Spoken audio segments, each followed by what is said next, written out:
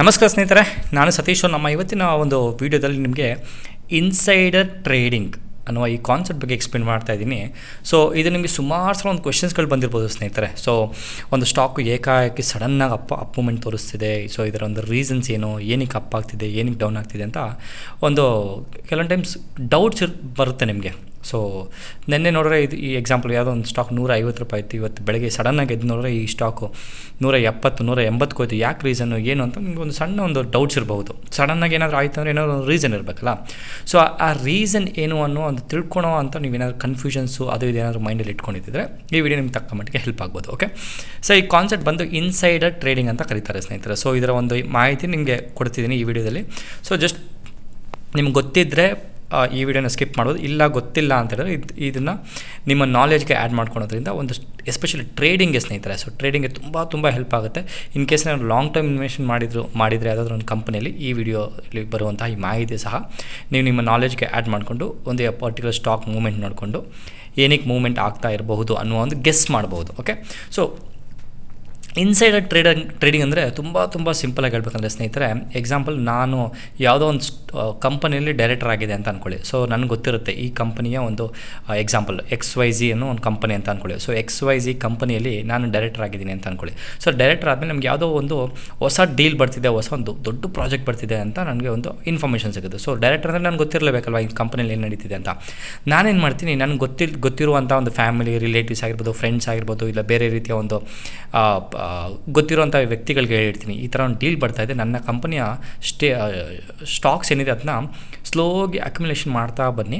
Probably ಒಂದು 6 ತಿಂಗಳು 7 ತಿಂಗಳಾದಮೇಲೆ ಈ ಡೀಲ್ ಫೈನಲ್ ಆದಮೇಲೆ ಈ ಸ್ಟಾಕು ಡಬಲ್ ಟ್ರಿಬಲ್ ಆಗುವಂಥ ಒಂದು ಚಾನ್ಸಸ್ ಇರುತ್ತೆ ಅಂತ ಒಂದು ಈ ಇನ್ಫಾರ್ಮೇಷನ್ ಇಟ್ಕೊಂಡು ಮಿಸ್ಯೂಸ್ ಮಾಡ್ಕೊಂಡು ಟ್ರೈ ಮಾಡ್ತಾ ಇದ್ದರೆ ಇದನ್ನು ಇನ್ಸೈಡರ್ ಇನ್ಫಾರ್ಮೇಷನ್ ಮಿಸ್ಯೂಸ್ಡ್ ಅಂತ ಕರಿಬೋದು. ಸೊ ಇದರ ಒಂದು ಸಿಂಪಲಾಗಿ ಹೇಳ್ಬೇಕಂದ್ರೆ ಇನ್ಸೈಡರ್ ಅನ್ನುವ ಒಂದು ಕಾನ್ಸೆಪ್ಟು ಯಾವಾಗ ಬರುತ್ತೆ ಅಂತ ಹೇಳಿದ್ರೆ, ಎಕ್ಸಾಂಪಲ್ ಯಾವುದೋ ಒಂದು ವ್ಯಕ್ತಿ ಒಂದು ಕಂಪನಿಯಲ್ಲಿ ಮೋರ್ ದೆನ್ 10% ಈಕ್ವಿಟಿ ಶೇರ್ಸಲ್ಲಿ ಏನಾದರೂ ಓನರ್ಶಿಪ್ ಇತ್ತು, ಅಥವಾ ಯಾವುದೇ ವ್ಯಕ್ತಿ ಎಕ್ಸಾಂಪಲ್ ಹೇಳಿದ್ರೆ ನಾನು ಡೈರೆಕ್ಟರ್ ಆಗಿರ್ಬೋದು, CEO ಆಗಿರ್ಬೋದು, CFO ಆಗಿರ್ಬೋದು, ಈ ರೀತಿಯ ಒಂದು ಮ್ಯಾನೇಜ್ಮೆಂಟ್ ಲೆವೆಲಲ್ಲಿ ಇರುವಂಥ ವ್ಯಕ್ತಿಗಳಾಗಿರ್ಬೋದು, ಇಲ್ಲ ಎಂಪ್ಲಾಯೀಸ್ ಸಹ ಸೇರ್ತಾರೆ ಸ್ನೇಹಿತರೆ. ಸೊ ಇವರಲ್ಲಿ ಇರುವಂಥ ಒಂದು ನಾನ್ ಪಬ್ಲಿಕ್ ಅಂದರೆ ಪಬ್ಲಿಕ್ ಗೊತ್ತಿಲ್ಲದೆ ಇರುವಂತಹ ಒಂದು ಇನ್ಫಾರ್ಮೇಷನ್ ಇಟ್ಕೊಂಡಿರ್ತಾರಲ್ಲ, ಅವರು ಯೂಸ್ ಮಾಡುವಂಥ ಈ ಟೆಕ್ನಿಕ್ಕೆ ಈ ಇನ್ಸೈಡರ್ ಟ್ರೇಡಿಂಗ್. ಸೊ ಟೆಕ್ನಿಕ್ ಅನ್ನೋದಕ್ಕಿಂತ ಇದನ್ನು ಒಂದು ಫ್ರಾಡ್ ಅಂತ ಕರಿಬೋದು ಸ್ನೇಹಿತರೆ. ಸೊ ನೆಕ್ಸ್ಟ್ ಬಂದು insider traders are legally allowed to buy or sell as per the SEBI norm. So ನೀವು ಅಂದ್ಕೊಂಡಿರ್ಬೋದು, ಸೊ ಇನ್ಸೈಡರ್ ಇನ್ಫಾರ್ಮೇಷನ್ ಇಟ್ಕೊಂಡ್ರೆ ನಾವು ಬೈ ಸೆಲ್ ಮಾಡಲೇಬಾರ್ದು ಅಂತ ಅಂದ್ಕೊಂಡಿದ್ರೆ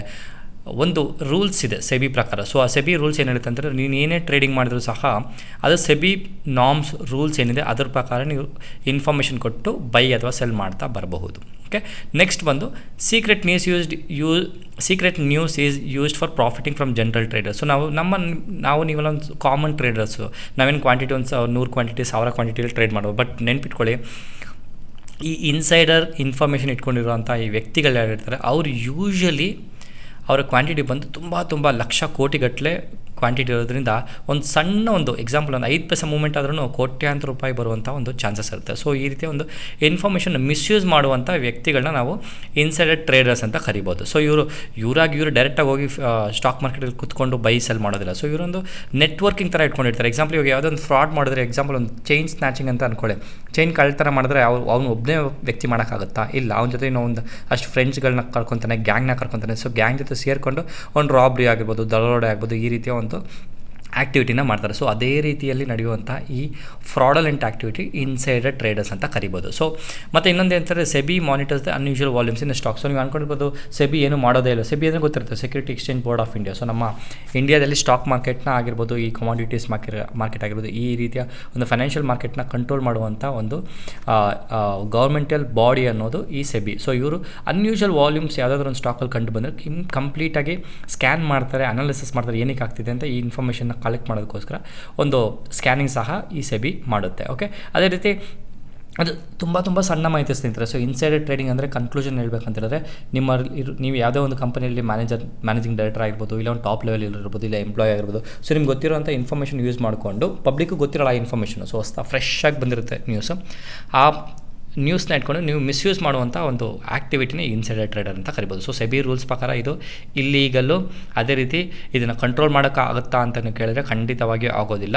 ಸೊ ಇದನ್ನ ಯಾವ ರೀತಿ ಕಂಟ್ರೋಲ್ ಮಾಡ್ಬೋದು ಅಂತ ನನ್ನಲ್ಲಿರುವಂಥ ಸಣ್ಣ ಇನ್ಫಾರ್ಮೇಷನ್ ಕೊಡ್ತೀನಿ ಒಂದು ಚಾರ್ಟ್ ಮುಖಾಂತರ. ಓಕೆ, ನಂತರ ಬಂದು ಕಾಮನ್ಲಿ ಸೀನ್ ಎಕ್ಸಾಂಪಲ್ಸ್ ಕೇಳಿದ್ರೆ, ಸೊ ಯಾವುದೋ ಒಂದು ಸ್ಟಾಕಲ್ಲಿ ನಿಮ್ಮ ಅಪ್ ಮೂಮೆಂಟ್ ಏನಾರು ಆಯಿತು ಅಂದರೆ, ನೀವು ಅಕಸ್ಮಾತ್ ಡೌನ್ ಮೂಮೆಂಟ್ ಸಿವಿಯರ್ಲಿ ಒಂದು ಟಕ್ ಅಂತ ಸಡನ್ನಾಗಿ ಒಂದು ದಿವಸದಲ್ಲಿ ಇಲ್ಲ ಒಂದು ವಾರದಲ್ಲಿ ಏನಾರು ಆಯಿತು ಅಂತಂದರೆ ಅದೊಂದು ಅನ್ಯೂಶುವಲ್ ಮೂವ್ಮೆಂಟ್ ಅಂತ ಕರಿಬೋದು. ಸೊ ಅದರ ಒಂದು ಟೈಪ್ ಆಫ್ ಇನ್ಫಾರ್ಮೇಷನ್ ಯಾವ ರೀತಿ ಇರುತ್ತೆ ಅಂತ ಹೇಳಿದ್ರೆ, changes in management team. So example Yes ಬ್ಯಾಂಕ್ನ ಒಂದು ಚೇರ್ಮನ್ನು RBI ರೂಲ್ಸ್ ಪ್ರಕಾರ ತೆಗಿಬೇಕು ಅಂತ ಒಂದು ಇನ್ಫಾರ್ಮೇಷನ್ ಇತ್ತು. ಸೊ ಈ ಇನ್ಫಾರ್ಮೇಷನ್ ಆಲ್ರೆಡಿ ಎಕ್ಸಾಂಪಲ್ ನನಗೆ ಈ ತಿಂಗಳು ಗೊತ್ತಾಗುತ್ತೆ ಅಂತ ಹೇಳಿದ್ರೆ, ಗೊತ್ತಾಗುತ್ತೆ ಅಂದರೆ ಪಬ್ಲಿಕ್ ವೈಸು ಆ ಕಂಪನಿಯಲ್ಲಿ ಕೆಲಸ ಮಾಡುವಂಥ ವ್ಯಕ್ತಿಗಳಾಗಿರ್ಬೋದು ಅಥವಾ ಈ ಮ್ಯಾನೇಜ್ಮೆಂಟ್ ಇರ್ತಾರೆ, ಶಕ್ತಿಗಳಂತ ಹೇಳ್ಬೋದು. ಸೊ ಅವ್ರ ಮ್ಯಾನೇಜ್ಮೆಂಟ್ ಅಂದರೆ ಶಕ್ತಿಗಳು, ಅವ್ರನ್ನ ಕಂಪನಿ ಹ್ಯಾಂಡಲ್ ಮಾಡುವಂಥ ಕೆಪಾಸಿಟಿ ಇರುತ್ತೆ. ಸೊ ಅವ್ರಿಗೆ ಪ್ರಾಬ್ಲಮ್ ಒಂದು 6 ತಿಂಗಳು ಹಿಂದೆ ಗೊತ್ತಿರುತ್ತೆ. ಸೊ ಈ ಚೇರ್ಮನ್ ಇರೋದಿಲ್ಲ, ಸೊ ಎಸ್ ಬ್ಯಾಂಕ್ ಸ್ಟಾಕ್ ಬೀಳುವಂಥ ಚಾನ್ಸಸ್ ಇರುತ್ತೆ ಅಂತ ಯೂಸ್ ಮಾಡಿಕೊಂಡು, ಆ ಇನ್ಫಾರ್ಮೇಷನ್ ಯೂಸ್ ಮಾಡಿಕೊಂಡು ಆವಾಗಿನ ಒಂದು ಸಮಯದಲ್ಲೇ ಸ್ಟಾಕ್ ಮಾರ್ಕೆಟಲ್ಲಿ ಎಸ್ ಬ್ಯಾಂಕ್ನ ಒಂದು ಶೇರ್ನ ಒಂದು ಶಾರ್ಟ್ ಸೇಲ್ ಮಾಡ್ಬೋದು. ಇಲ್ಲ ಅಕಸ್ಮಾತ್ ಅವ್ರ ಹತ್ರ ಏನೋ ಶೇರ್ಸ್ ಇತ್ತು ಅಂದರೆ ಅದನ್ನ ಡಂಪ್ ಮಾಡ್ಬೋದು. ಸೊ ಈ ರೀತಿಯ ಇನ್ಫಾರ್ಮೇಷನ್ನ ತೊಗೊಂಡು ಮಿಸ್ಯೂಸ್ ಮಾಡ್ತಾರೆ. ಸೊ ಅದೇ ರೀತಿ company did not meet financial targets. ನೀವು ಎಕ್ಸಾಂಪಲ್ ಅಂದ್ಕೊಂಡು ಕ್ವಾರ್ಟರ್ಲಿ ಫೈನಾನ್ಷಿಯಲ್ಸ್ ಬಂತು, ಆಫ್ ಇಯರ್ಲಿ ಫೈನಾನ್ಷಿಯಲ್ಸ್ ಬಂತು, ಇಯರ್ಲಿ ಫೈನಾನ್ಷಿಯಲ್ಸ್ ಬಂತು. ಆ ಟೈಮಲ್ಲಿ ಆಡಿಟ್ ಮಾಡೋಕ್ಕಿಂತ ಮುಂಚೆ ಮ್ಯಾನೇಜ್ಮೆಂಟ್ ಪಕ್ಕ ಗೊತ್ತಿರುತ್ತೆ. ಈ ಎಕ್ಸಾಂಪಲ್ ರೆವಿನ್ಯೂ ಈ ಇಯರ್ದು ಮೀಟ್ ಆಗಿದೆಯಾ, ಮೀಟ್ ಆಗಿಲ್ಲ, ಈ ಸಣ್ಣ ಇನ್ಫಾರ್ಮೇಷನ್ ಇಟ್ಕೊಂಡು ಸಹ ಅವರು ಮಿಸ್ಯೂಸ್ ಮಾಡ್ತಾರೆ. ಅದೇ ರೀತಿ ಇನ್ಕಮ್ ಟ್ಯಾಕ್ಸ್ ರೇಡ್ ಆಗಿರ್ಬೋದು, ಎನ್ಫೋರ್ಸ್ಮೆಂಟ್ ಡೈರೆಕ್ಟರೇಟ್ ಆಗಿರ್ಬೋದು. ಸೊ ಇವರೇನಾದ್ರು ರೈಡ್ ಮಾಡಿದ್ರೆ ಸ್ಟಾಕ್ ಮಾರ್ಕೆಟಲ್ಲಿ ಸ್ಟಾಕ್ ಬೀಳುವಂಥ ಚಾನ್ಸಸ್ ಸಹ ಹೆಚ್ಚಿಗೆ ಇರುತ್ತೆ. ಅದೇ ರೀತಿ ಲೀಗಲ್ ನೋಟಿಸ್ ಏನಾದರೂ ಕಂಪನಿಗೆ ಬಂದಿದ್ದರೆ ಅಥವಾ ಪ್ರಮೋಟರ್ಸ್ಗೆ ಏನಾದರೂ ಅಥವಾ ಮ್ಯಾನೇಜ್ಮೆಂಟ್ಗೆ ಏನಾದರೂ ಲೀಗಲ್ ನೋಟಿಸ್ ಬಂದಿದ್ದರೆ ಅದು ಸಹ ಎಫೆಕ್ಟ್ ಆಗುತ್ತೆ. ಅದೇ ರೀತಿ ಒಂದು ಯಾವುದೋ ಕಂಪನಿ ಬೇರೆ ಕಂಪನಿ ಅಕ್ವೈರ್ ಆಗ್ಬೋದು ಅಥವಾ ಈ ಕಂಪನಿನ ಬೇರೆಯವರು ತೊಗೊಳ್ಬೋದು. ಈ ರೀತಿ ಒಂದು ಇನ್ಫಾರ್ಮೇಷನ್ ಸಹ ಮಿಸ್ಯೂಸ್ ಮಾಡುವಂಥ ಚಾನ್ಸಸ್ ಇರುತ್ತೆ. ಅದೇ ರೀತಿ ಯಾವುದೇ ಒಂದು ಕಂಪನಿ ಹೊಸ ಪ್ರಾಡಕ್ಟ್ ಆಗಿರ್ಬೋದು, ಸರ್ವಿಸನ್ನು ಇಂಟ್ರೊಡ್ಯೂಸ್ ಮಾಡಿದ್ರೆ ಅದರಲ್ಲೂ ಸಹ ಒಂದು ಇನ್ಫಾರ್ಮೇಷನ್ ಯೂಸ್ ಮಾಡಿಕೊಂಡು ಮಿಸ್ಯೂಸ್ ಮಾಡುವಂಥ ಚಾನ್ಸಸ್ ಇರುತ್ತೆ. ಅದೇ ರೀತಿ ಗೌರ್ಮೆಂಟ್ ಪ್ರಕಾರ corporate governance issues, Infosys best example. So corporate governance issue ಇದೆ ಅಂದಿದ ತಕ್ಷಣ ಸ್ಟಾಕ್ ಯಾವ ಪರ್ಸೆಂಟೇಜ್ ಬಿತ್ತು ಅಂತ ನಿಮಗೆ ಗೊತ್ತು. ಸೊ ಅದೇ ರೀತಿ ಯಾವುದೇ ಒಂದು ರೂಲ್ಸ್ ಪ್ರಕಾರ, ಗೌರ್ಮೆಂಟ್ ರೂಲ್ಸ್ ಪ್ರಕಾರ ಅವ್ರು ಏನಾದ್ರು ಯಾವುದೇ ಒಂದು ಕಂಪನಿ ಆ್ಯಕ್ಟಿವಿಟಿ ಮಾಡಿಲ್ಲ ಅಂದರೆ ನಾನ್ ಕಂಪ್ಲೇಂಟ್ ಆಗಿದ್ರೆ ಆ ಸಮಯದಲ್ಲೂ ಸಹ ಇನ್ಸೈಡರ್ ಇನ್ಫಾರ್ಮೇಷನ್ನ ಇಟ್ಕೊಂಡು ಮ್ಯಾನೇಜ್ಮೆಂಟ್ ಅವರು ತುಂಬ ಮಿಸ್ಯೂಸ್ ಮಾಡುವಂಥ ಚಾನ್ಸಸ್ ಇರುತ್ತೆ. ಓಕೆ, ಸೊ ಇತ್ತೀಚಿನ ಒಂದು ಇನ್ಸೈಡರ್ ಟ್ರೇಡರ್ಸ್ ಕೇಸ್ಗಳಾಗಿರ್ಬೋದು, PC ಜ್ಯುವೆಲರ್ಸ್ ಇತ್ತೀಚಿನ ಒಂದು ಫ್ಲ್ಯಾಶಿಂಗ್ ಅಥವಾ ಬ್ರೇಕಿಂಗ್ ನ್ಯೂಸ್ ಅನ್ಬೋದು, 8 ಕೋಟಿಯ ಒಂದು ಪೆನಾಲ್ಟಿ ಸೆಬಿ ಇಂಪೋಸ್ ಮಾಡಿದೆ. ಅದೇ ರೀತಿ ಇಂಡಿಯಾ ಬುಲ್ಸಲ್ಲಿ ಆಗಿರುವಂಥ ಒಂದು ಇನ್ಸೈಡರ್ ಟ್ರೇಡರಲ್ಲಿ 87 ಲಕ್ಷ ಪೆನಾಲ್ಟಿ ಆಗಿದೆ. ಅದೇ ರೀತಿ ಸನ್ ಫಾರ್ಮದಲ್ಲಿ ಸುಮಾರು 70 ಲಕ್ಷದ ಒಂದು ಪೆನಾಲ್ಟಿ ಸೆಬಿ ನಮ್ಮ ಈ ಇನ್ಸೈಡರ್ ಟ್ರೇಡಿಂಗ್ ಮಾಡಿರುವಂಥ ವ್ಯಕ್ತಿಗಳಿಗೆ ಆಗಿದೆ. ಸೊ ಅದೇ ರೀತಿ ನಿಮಗೆ ಹೆಚ್ಚಿನ ಮಾಹಿತಿ ಬೇಕಾದರೆ ಈ ಲಿಂಕ್ ಕೊಟ್ಟಿದ್ದಾನೆ, ಈ ಲಿಂಕ್ನ ಡಿಸ್ಕ್ರಿಪ್ಷನ್ ಹಾಕಿ. ಈ ಲಿಂಕ್ನ ಯೂಸ್ ಮಾಡಿಕೊಂಡು ಸಾಕಷ್ಟು ಸುಮಾರು ವರ್ಷಗಳ ಹಿಂದೆ ನಡೆದಿರುವಂಥ ಸಾಕಷ್ಟು ಸೆಬಿ ವರ್ಸಸ್ ಬೇರೆ ಕಂಪನಿಯ ಒಂದು ಫೈಟಿಂಗ್ ಏನಾಗಿರ್ಬೋದು, ಇನ್ಸೈಡರ್ ಟ್ರೇಡಿಂಗ್ ಆಗಿರ್ಬೋದು, ಆ ಇನ್ಫಾರ್ಮೇಷನ್ ಸಹ ಯೂಸ್ ಮಾಡ್ಕೊಬೋದು. ಓಕೆ, ಸೊ ಸತೀಶ್ ಅವರು ಇಷ್ಟರಲ್ಲಿ ಹೇಳಿದ್ರಿ ಇದನ್ನ ಹೆಂಗೆ ಕಂಟ್ರೋಲ್ ಮಾಡ್ಬೋದು, ನಾನೇನಾದರೂ ತಿಳ್ಕೊಳಕ್ಕಾಗುತ್ತಾ, ಒಂದು ಗೆಸ್ ಮಾಡೋಕ್ಕಾಗುತ್ತಾ ಅಂತಂದರೆ ಒಂದು ತಕ್ಕ ಮಟ್ಟಿಗೆ ಗೆಸ್ ಮಾಡ್ಬೋದು ಸ್ನೇಹಿತರೆ. ಸೊ ಎಕ್ಸಾಂಪಲ್ ಏನಂತಂದರೆ, ಯಾವುದೇ ಒಂದು ಸ್ಟಾಕ್ ಅನ್ಯೂಶುವಲ್ ಮೂವ್ಮೆಂಟ್ ಆಯಿತು ಅಂದರೆ ನೀವು ಎಕ್ಸಾಂಪಲ್ ಯಾವುದೋ ಒಂದು ಸ್ಟಾಕ್ ಮಾನಿಟರ್ ಮಾಡ್ತಾ ಇರ್ತಾರೆ ಅಂದ್ಕೊಳ್ಳಿ. ಎಕ್ಸಾಂಪಲ್ ನಾನು ನಿಮ್ಗೆ ಜಸ್ಟ್ ಎಕ್ಸಾಂಪಲ್ ತೋರಿಸ್ತೀನಿ.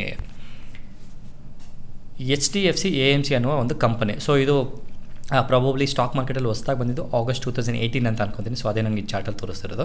ಸೊ ನೀವು ನೋಡ್ಬೋದು ಈ ಸ್ಟಾಕು IPO ಇಂದ ಮಾರ್ಕೆಟ್ ಬಂದಿದ್ದ ತಕ್ಷಣ ಸುಮಾರು 1800 ಅಂತ ಅನ್ಕೊಂಡು. ಸೊ 1800 IPOದಲ್ಲಿ ಲಿಸ್ಟಿಂಗ್ ಆಗಿತ್ತು. ಸೊ ಅಲ್ಲಿಗೆ ಪ್ರೀಮಿಯಮ್ ಆಲ್ಮೋಸ್ಟ್ ಹೆಚ್ಚಿನ ಪ್ರೀಮಿಯಮಲ್ಲಿ ಲಿಸ್ಟಿಂಗ್ ಆಯಿತು. ಸೊ ಅದಾದ ನಂತರ ನೋಡಿ ಈ ಸ್ಟಾಕು ಸುಮಾರು ವಾರಗಳು, ಇದು ವೀಕ್ಲಿ ಚಾರ್ಟ್ ಅಂತಾರೆ ನೋಡ್ಕೊಳ್ಳಿ ಇಲ್ಲಿ. ಸೊ ಸುಮಾರು 1, 2, 3, 5-6 ವೀಕ್ ಕಂಪ್ಲೀಟಾಗಿ ಡ್ರಾಪ್ ಆಗಿ ಸುಮಾರು 1300, 1400 ರೇಂಜಿಗೆ ಬಂದಮೇಲೆ ಸುಮಾರು ವಾರಗಳ ನಂತರ ಈ ಸ್ಟಾಕ್ ನೋಡಿ ರೇಂಜಲ್ಲೇ ಇತ್ತು. ಸೊ 1300ರಿಂದ 1400-500 ರೇಂಜಲ್ಲೇ ಇತ್ತು. ಸೊ ನಂತರದ ದಿವಸಗಳಲ್ಲಿ ನೋಡಿ ಈ ಸ್ಟಾಕು ಯಾವ ರೀತಿ ಅಪ್ ಮೂವ್ಮೆಂಟ್ ಆಗಿದೆ ಅಂತ ನೋಡ್ಕೊಳ್ಳಿ. ಸೊ ಇದು ಯಾವಾಗ ಗೊತ್ತಾಗುತ್ತೆ, ಹೆಂಗೆ ಗೊತ್ತಾಗುತ್ತೆ ಅಂದರೆ, ನೀವು ಯಾವುದೋ ಒಂದು ಪರ್ಟಿಕ್ಯುಲರ್ ಸ್ಟಾಕ್ನ ಅನಾಲಿಸಿಸ್ ಮಾಡ್ತಾ ಬಂದರೆ, ಸ್ಟಾಕ್ ಏನೋ ಓಕೆ ಯಾಕಷ್ಟು ಒಂದು ನಿಮಿಷ ಸ್ನೇಹಿತರೆ.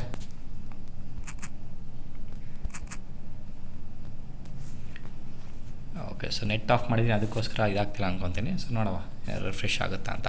ಓಕೆ, ಸೊ ಈ ರೀತಿಯ ಇನ್ಫಾರ್ಮೇಷನ್ ಬರೋದ್ರಿಂದ ಸ್ನೇಹಿತರೆ, ಸೊ ಮಿಸ್ಯೂಸ್ ಮಾಡುವಂಥ ಚಾನ್ಸಸ್ ಹೆಚ್ಚಿಗೆ ಇರುತ್ತೆ ನಮ್ಮ ಸ್ಟಾಕ್ ಮಾರ್ಕೆಟಲ್ಲಿ. ಸೊ ಇದನ್ನ ಕಂಪ್ಲೀಟಾಗಿ ಕಂಟ್ರೋಲ್ ಮಾಡೋಕ್ಕಾಗುತ್ತಾ ಅಂದರೆ ಖಂಡಿತವಾಗಿ ಆಗೋದಿಲ್ಲ. ಯಾಕಂದರೆ ಸೆಬಿ ಎಷ್ಟೇ ರೂಲ್ಸ್, ಎಷ್ಟೇ ನಾರ್ಮ್ಸ್ ಅಂದಿದ್ರು ಸಹ ಮಿಸ್ಯೂಸ್ ಮಾಡುವಂಥ ವ್ಯಕ್ತಿಗಳು ಇರ್ತಿರುತ್ತೆ. ಸಿಂಪಲ್ ಸ್ನೇಹಿತರೆ, ಒಬ್ಬ ಏನಾದರೂ ಮೋಸ ಮಾಡೋಕ್ಕೆ ಏನಾದರೂ ಇರ್ತಾರೆ ಅಂದರೆ ಒಂದು ನಿಮಿಷ ಫ್ಲೈಟ್ ಮಾಡಲು ಹಾಕ್ಬಿಡ್ತೀನಿ, ಇಲ್ಲಾಂದರೆ ಯಾವ್ದಾದ್ರು ಕಾಲ್ಸ್ ಬರೋದು ತುಂಬ ತೊಂದರೆ ಆಗುತ್ತೆ.